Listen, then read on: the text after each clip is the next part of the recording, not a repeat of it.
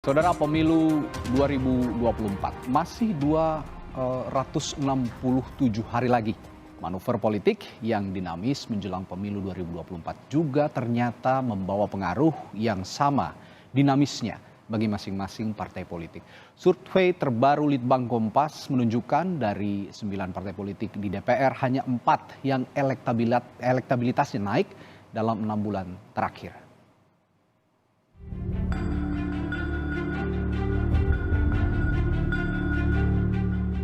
Makin dekat 2024, partai politik makin bergeliat memikat peminat. Satu tahap sudah berlalu, mendaftarkan bakal calon legislatif di DPR dan DPRD ke Komisi Pemilihan Umum. Tapi masih banyak tantangan yang akan dihadapi masing-masing partai politik di tengah adu strategi meraup suara. Hasil survei periodik Litbang Kompas yang diselenggarakan pada 29 April hingga 10 Mei 2023 menunjukkan tren elektabilitas partai politik yang masih dinamis. Survei ini dilakukan secara independen oleh Harian Kompas terhadap 1.200 responden yang dipilih secara acak menggunakan metode pencuplikan sistematis bertingkat di 38 provinsi. Dari 9 partai yang punya kursi di DPR, hanya 4 partai saja yang elektabilitasnya naik dibandingkan survei pada Januari 2023 lalu. 4 partai itu adalah PDI Perjuangan, Gerindra, PAN, P3, dan Partai Non-Parlemen Hanura. PDI Perjuangan memimpin dalam elektabilitas 23,3%, yang naik 0,4% dibanding Januari lalu. Gerindra berada di posisi kedua dengan elektabilitas 18,6%, naik drastis 4,3% dan menjadi penambahan elektabilitas tertinggi Gerindra sejak survei Kompas pada Oktober 2019. Selain itu,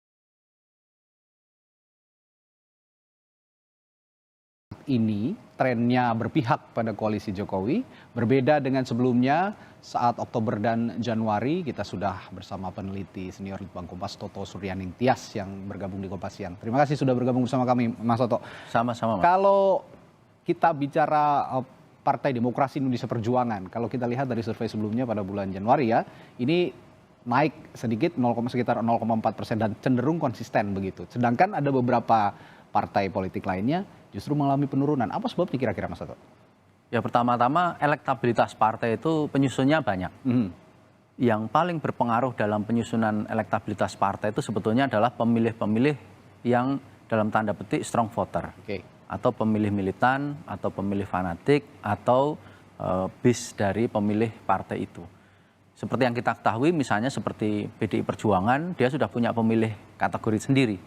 Kemudian juga Gerindra, karena dia waktu pemilu sebelumnya memilih Prabowo, sehingga pemilih Gerindra itu mempunyai base itu sendiri. Tetapi selain pemilih-pemilih basis dari partai itu, ada juga wilayah swing voter. Nah, wilayah inilah yang sebetulnya saling diperebutkan. Sehingga tadi PDIP kenapa dia stagnan, kita bisa ingat kemarin waktu kasus U20, sebetulnya banyak lembaga survei yang melaporkan bahwa elektabilitasnya turun. Tapi lalu bisa kembali lagi, sehingga sampai pada level ini. Akan tetapi, kenapa misalnya Gerindra naiknya tinggi? Kita harus ingat efek pencapresan sosok atau kandidat. Masih berpengaruh ya? Sangat berpengaruh. Jadi kalau sekarang kita bisa melihat bagaimana efek sosok pencapresan Ganjar terhadap PDIP dan juga Prabowo terhadap Gerindra. Itu sebetulnya equal. Cuman bedanya yang satu, PDIP ini kemarin sempat turun kan ada kasus. Sehingga dia sekarang menjadi balance. Sehingga yang tadinya Ganjar itu di survei kami bulan Januari Februari kemarin itu elektabilitasnya jauh melebihi Prabowo dalam semua pengukuran, tapi sekarang menjadi berimbang. Itu laporannya di Kompas besok ya. Tetapi kita bisa sampaikan bahwa efek dari pencapresan ini memberikan kenaikan elektabilitas bagi partai yang sekarang kita lihat ada di Gerindra. Kita bisa ingat tempo hari Nasdem. Nasdem ketika mencalonkan Anies dia melompat tinggi sekali. Sehingga sekarang masuk di dalam jajaran partai papan atas. Di atas 5%. Tapi secara umum Mas Toto, partai pengusung koalisi Joko Widodo kali ini cenderung naik begitu ya, elektabilitasnya. Itu ada momentum politik tertentu yang mempengaruhi bahwa partai pengusung Jokowi ini naik elektabilitasnya kali ini pada survei Litbang Kompas? Nah, ini ada faktor Jokowi efek. Lagi-lagi sosok ya? Lagi-lagi sosok, meskipun bukan capres. Tetapi kita harus lihat bagaimana Jokowi efek ini sangat berpengaruh. Di survei kami itu diukur ya, kalau ditanyakan apakah pilihan dari Jokowi ini mempengaruhi pilihan Anda terhadap calon presiden, itu 15%, Mas. 15%, sehingga sangat berpengaruh. Sehingga partai-partai yang dikonotasikan oleh publik itu satu aras, satu jalur politik dengan Jokowi, itu pasti akan beroleh efek yang positif. Kita bisa lihat di sini, PDIP dia dikonotasikan itu sebagai partai yang masih satu kesatuan dengan Jokowi. Meskipun kemarin sempat ada kasus, tapi lalu belakangan sudah kembali bersatu. Kemudian Gerindra, dia bermain paling cantik. Karena pada satu sisi dia merawat konstituen basisnya, pemilih Gerindra, yaitu pemilih Prabowo di pemilu-pemilu sebelumnya. Tetapi swing voternya juga dia terima, dia rangkul. Jadi pemilih-pemilih baru itu dia rangkul, terutama dari pemilih-pemilih partai nasionalis lain yang mungkin kecewa. Yang mungkin kecewa, kemudian dia berpindah kepada Gerindra. Nah, kemudian kalau kita lihat misalnya Golkar dalam hari ini, kenapa Golkar turun? Padahal dia ada di koalisi. Kita harus ingat Golkar sampai dengan saat-saat terakhir ketika kami mengadakan survei ini masih belum menentukan pilihan calon presiden yang diusung. Nah, ini kan beda banget misalnya dengan taruhlah PAN dan P3. Nah, sekarang misalnya kita lihat Demokrat. Demokrat sebetulnya mendapatkan efek yang luar biasa pada saat kira-kira pertengahan tahun lalu. Di dalam survei kami ketika Demokrat itu setelah selesai memenangkan kasus ya dalam KLB luar biasa yang ada di Medan. Tapi belakangan lalu agak redup sehingga lalu Demokrat agak sedikit turun. Ya, begini Mas Toto, kalau Anda mengatakan bahwa tadi Golkar turun karena memang belum menentukan akan mengarah ke siapa dukungannya pada Pilpres. Tapi kalau bicara Gerindra kan juga sudah menentukan arah dukungan dan itu namanya Prabowo Subianto, bukan? Sejak tahun lalu ya? Betul. Bukan sosok yang diusung oleh Partai Demokrasi Indonesia Perjuangan, yakni Ganjar Pranowo. Nah, apa yang Anda baca dari sini? Karena Golkar belum menentukan malah turun, tetapi dia masih tetap mendukung koalisi Jokowi di pemerintahan kali ini. Namun Gerindra sudah punya calon sendiri Prabowo Subianto, tetap juga mendukung Jokowi di pemerintahan tahun ini. Baik Gerindra maupun Golkar, pertama-tama mereka tetap ada di barisan yang mendukung pemerintah Jokowi. Ya. Ini bisa kita bedakan misalnya dengan Nasdem, yang di saat-saat terakhir lalu menjadi banyak pro kontra. Itu sebabnya Nasdem lumayan agak drop begitu? Agak turun, karena dibaca bahwa Nasdem ini tidak satu jalur dengan Jokowi. Karena mau tidak mau, dengan tingkat kepuasan yang sangat tinggi di pemerintahan Jokowi pada saat ini, apapun yang diputuskan oleh Presiden Jokowi itu akan mempengaruhi kepada elektabilitas partai. Nah, Gerindra dalam hal ini kita harus lihat, dia sama misalnya begini, kenapa Gerindra sudah mencalonkan Prabowo tahun lalu, kenapa benefitnya baru sekarang, taruhlah begitu. Kenapa naik sampai 4,3% kalau nggak salah. Karena pertama-tama Gerindra itu mampu menegaskan sikap pada saat terjadi turbulensi. Taruhlah kemarin pada waktu yang paling real lah, U20. Dia tidak memberikan tanggapan yang kira-kira akan memancing sikap negasi atau sikap tidak suka dari publik. Nah, hal-hal semacam itu yang dia mampu merangkul banyak sekali. Kalau kita amati di media sosial, komentar responden itu, komentar netizen itu dia berpindah. Fix meninggalkan ini, pilih ini misalnya. Itu sebagai gambaran saja bagaimana pemilih-pemilih itu terutama yang swing voter itu berpindah. Ya. Nah, ada juga momen menarik ini Mas Toto. Ketika dan Anda tadi mengatakan bahwa Gerindra ini bisa bermain cantik begitu ya. Nah, itukah perbedaannya dengan Partai Golkar ketika Gerindra bisa bermain cantik, Partai Golkar belum bisa menempatkan dirinya sebagai partai politik yang bisa menegasikan bahwa dia ini partai politik kuat di pemilu 2024? Nah, Golkar ini cerita tersendiri. Golkar ini partai yang sebetulnya basisnya kalau dilihat itu mirip seperti Gerindra. Basisnya banyak pemilih di luar Jawa. Kalau Gerindra dia di Jawa Sumatera, bersama dengan PDI. Tetapi kekuatan dia dalam arti dia mampu leading itu ada di Sumatera, Kalimantan, Sulawesi. Indonesia Timur dikuasai PDI dan Gerindra. Tetapi Golkar dan Gerindra itu sebetulnya sama-sama bersaing di 3 pulau besar tadi. Sumatera, Kalimantan, Sulawesi. Nah, akan tetapi yang kita lihat pertama-tama Gerindra, tadi Golkar ya. Golkar belum memiliki sosok calon presiden yang fix yang mau didukung.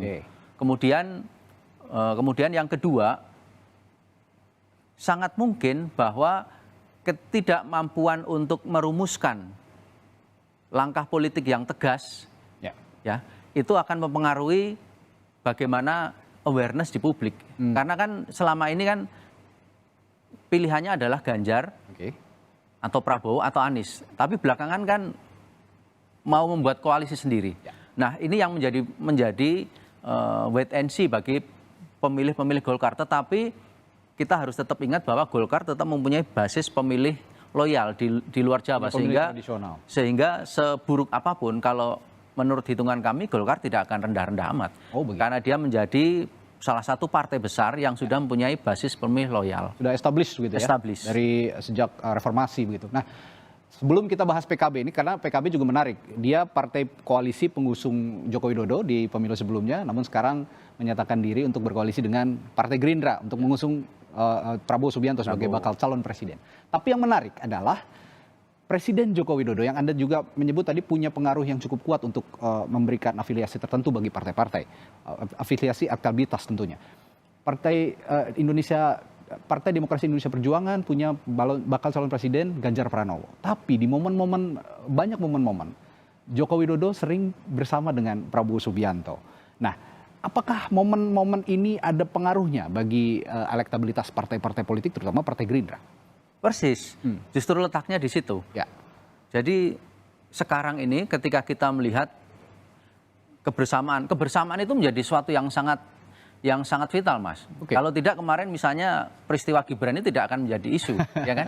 Jadi kebersamaan itu pun itu sudah menjadi isu. Tadi misalnya tentang PKB. Kenapa PKB dia dalam tanda petik stagnan turun ya? Stagnan turun. Kalau kita tarik dari Oktober, sebetulnya PKB tidak turun. Dia stagnan ada di angka itu. Kita harus ingat PKB ini misalnya dari 6,1 menjadi 5,5% ya. Kalau kita tarik dari Oktober, sebetulnya garisnya relatif stagnan. Dalam arti relatif sama. Di sini kita harus memperhitungkan margin error. Karena PKB ini partai yang dia banyak mengelompok khusus di Jawa Timur. Sehingga sistem metodologi kami kemungkinan besar memang tidak akan mampu memetakan angka PKB ini seakurat misalnya sama seperti PDI, Gerindra dan Golkar yang dia relatif tersebar di seluruh Indonesia. Sehingga kita harus memainkan margin error. Sehingga dalam hal ini kami yakin bahwa sebetulnya PKB angkanya pasti lebih daripada ini. Itu yang pertama. Yang kedua, trennya sebetulnya stabil, ada di angka itu. Yang ketiga tadi, pengaruh dari Jokowi, sebetulnya pengaruh itu ada, Mas. Tetapi kan PKB sendiri yang mengambil posisi bahwa dia mencalonkan Prabowo, tetapi kan belum dipasangkan. Betul. Sehingga posisi belum dipasangkan ini kan lalu juga menjadikan publik kan mau milih yang menang ya, bukan mau milih yang... swing voters tadi masih wait and see. Swing voter itu dia masih wait and see. Pemilih-pemilih di luar PKB kalau dia yakin bahwa ini pasangannya adalah memang Prabowo, Gus Imin, Caimin, Gus Muhaimin itu, pasti dia akan pilih ke sana. Jadi ketidakpastian ini juga yang membuat sebagian pemilih itu wait and see. Sebagian pemilih ini dalam arti pemilih yang belum menentukan, tetapi pemilih yang swing voter yang ada tersebar di seluruh partai. Oke. Tapi dengan adanya momen-momen seperti ini, banyak momentum Jokowi bersama terus dengan Prabowo. Dan ini meningkatkan elektabilitas Gerindra. Sedangkan PDI Perjuangan punya bakal calon presiden sendiri, Ganjar Pranowo, yang justru kita lihat ya agak jarang lah bersama dengan Presiden Joko Widodo, kebersamaannya tidak seintens Prabowo begitu. Apakah ini juga bisa jadi warning bagi PDI Perjuangan menjelang pemilu 2024 bahwa strategi Gerindra yang Anda bilang cantik tadi juga perlu perlu diakomodasi oleh PDI Perjuangan? Itu sudah disadari oleh teman-teman PDIP. Sudah disadari. Kalau tidak akan ada peristiwa yang kemarin yang kita sebut Gibran tadi, isu Gibran tadi. Jadi memang problem utama sekarang ini adalah untuk merebut pemilih-pemilih mengambang suara-suara mengambang swing voter itu adalah meyakinkan. Pertama adalah jati diri dari partai politik itu sendiri. Dia itu sosoknya seperti apa. Nah, partai-partai besar rata-rata sudah memiliki itu. PDIP dengan ideologi Soekarnois Marhenisme. Golkar dengan ideologi developmentalis, ya kan. Gerindra dengan ideologi nasionalisme, mungkin agak nasionalisme yang agak ini gitu ya kan, agak strong gitu misalnya. Agak kuat ya. Nah, partai-partai besar itu dia sudah punya itu. Akan tetapi ada wilayah-wilayah yang masih bisa diperebutkan, di mana swing voter ini dia diubah oleh narasi. Narasi ini apa? Banyak. Antara lain tadi kebersamaan, tetapi juga bahkan jangan salah Mas, ucapan dari tokoh, dari sosok itu bisa berpengaruh. Memang koalisi parpol juga menentukan nanti akan seperti apa, kemudian pasangan capres-cawapres. Tetapi masyarakat kita itu juga banyak mengacu pada hal-hal yang sifatnya attitude ya, perilaku. Nah, itulah yang kita masih akan tunggu nih. Siapa yang salah langkah ya kan, misalnya siapa yang salah ucap di dalam hari-hari ke depan, baik dari tokoh ketumnya, baik dari sosok capres-cawapresnya, lalu bagaimana juga itu nanti berkoalisi, kita masih akan menunggu. Sehingga kita bilang ini dinamis, tetapi dinamis di dalam sebuah platform yang sudah semakin jelas, di mana pemilih-pemilih itu semakin tersegmentasi, sehingga pemilih belum menentukan, dia sekarang ini sudah semakin acak ada di angka sekitar 16%. Oke, tadi kita sudah bahas Gerindra dengan bakal calon presidennya Prabowo Subianto, PDI Perjuangan dengan bakal calon presidennya Ganjar Pranowo, dan sekarang kita lihat ada koalisi perubahan yang berisi 3 partai, ada Partai Nasdem, PKS, dan juga Partai Demokrat yang mengusung Anies Baswedan. Nah, secara spesifik bisa Anda jelaskan bagaimana kira-kira upaya dari 3 partai ini untuk bisa survive begitu, mengusung Anies Baswedan dan juga di pemilu 2024 untuk melenggang ke Senayan, ke gedung DPR dengan mulus begitu. Apa yang harus mereka lakukan supaya bisa menyaingi 2 bakal calon presiden dan juga partai-partai yang mengusungnya? Ya, pertama-tama 3 partai ini turun semua dalam tanda petik ya, tapi sebetulnya tidak turun-turun amat. Demokrat itu sebetulnya menurut saya efek statistik saja sekitar 8,7. Bisa jadi lebih besar dari ini. Bisa jadi dia sebetulnya stagnan saja, kurang lebih sama. Kemudian Nasdem sebetulnya terdampak dalam konteks tadi ketika dia meninggalkan aras koalisi Jokowi. Harus diingat bahwa Nasdem ini komposisi pemilih Jokowi atau simpatisan Jokowinya tinggi, sehingga itu yang harus diwaspadai. Sekali Nasdem melepaskan diri dari Jokowi, risiko untuk kehilangan bagian pemilih yang besar itu akan menjadi risiko yang harus ditanggung oleh Nasdem, karena itu sudah menjadi sebuah kesatuan sejak 2014 ketika periode pertama. Kemudian PKS PKS itu sebetulnya kemarin kasusnya sama seperti Golkar sekarang. Dia telat mengusung Anies Baswedan. Jadi ketika Nasdem sudah mengusung lalu dapat efek ekor jas, PKS baru belakangan. Kemudian juga kita harus lihat juga per partai bahwa Demokrat punya problem dengan gugatan digugat oleh yang KLB versi Deli Serdang misalnya.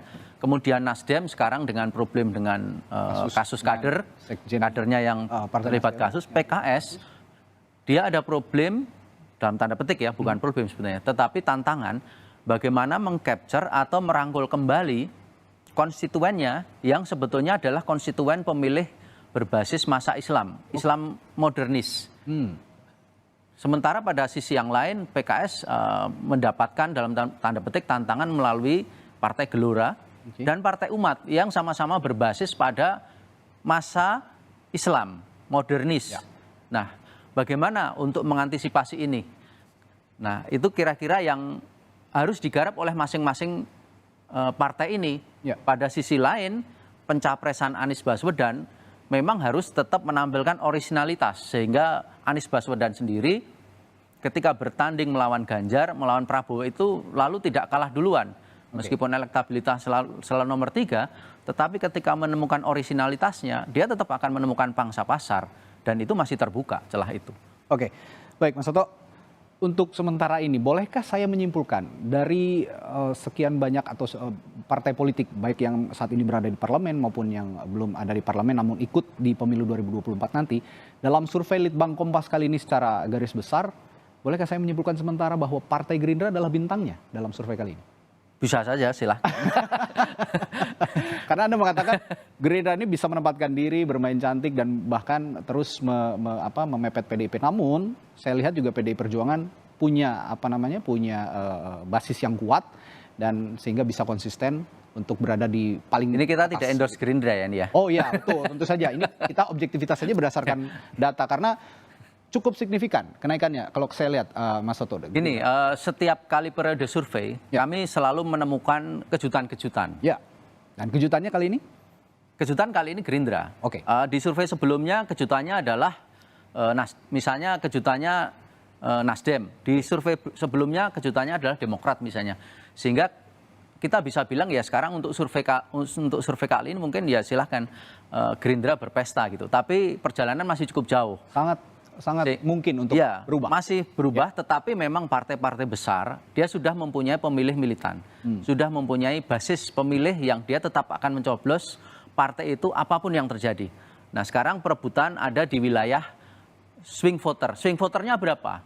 Ya rata-rata kita bisa bilang antara 1/3 sampai 50% dari masing-masing partai ini. Nah, itulah yang akan tetap menjadi permainan politik dari seluruh peserta pemilu 2024. Ya, dan dengan demikian artinya Anda juga tadi menggarisbawahi bahwa komunikasi politik harus dijaga dengan baik, kecakapan mereka berkomunikasi politik juga harus dijaga dengan baik sehingga kesalahan satu person pun entah di ketum, entah di DPP taruhlah misalnya, kader-kadernya begitu. Di kader-kadernya tapi di tingkat DPP ya.